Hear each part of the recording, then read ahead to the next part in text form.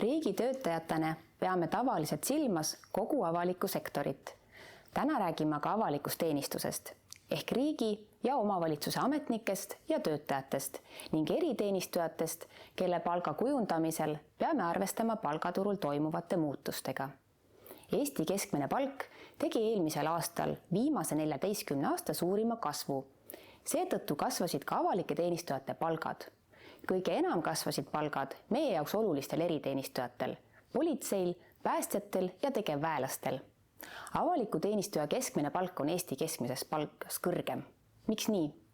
Teenistujate hulgas on palju kõrgharidusega inimesi, kuna avalikus teenistuses on palju kõrget kvalifikatsiooni nõudvaid ametikohti.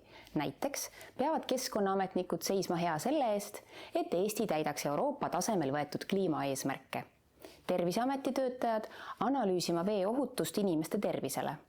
Kuna kõrgharidusega töötajate palk on enamasti kõrgem, väljendub see ka avalike teenistujate palganäidus.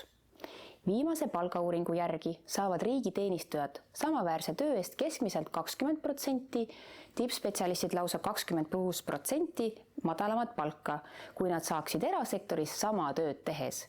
Kas avaliku teenistuja palk on õiglane?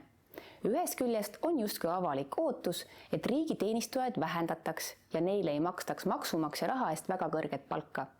Teisalt on ootus, et Eesti riik toimiks hästi, teenused oleksid kvaliteetsed ja kättesaadavad. Kuidas siis tasustada teenistujad, kes tagab riigi toimimise? Valitsus võib otsuseid langetada, aga ametnik viib need ellu, teenib riiki ja kodanikku, koostab seaduseelnõusid, korraldab toetuste maksmist. Ning me ei kujuta ju ette, et meile poleks tagatud politsei või päästjate abi. Selleks tuleb jälgida, et teenistujate palgad ei jääks konkureerivast palgaturusektorist maha.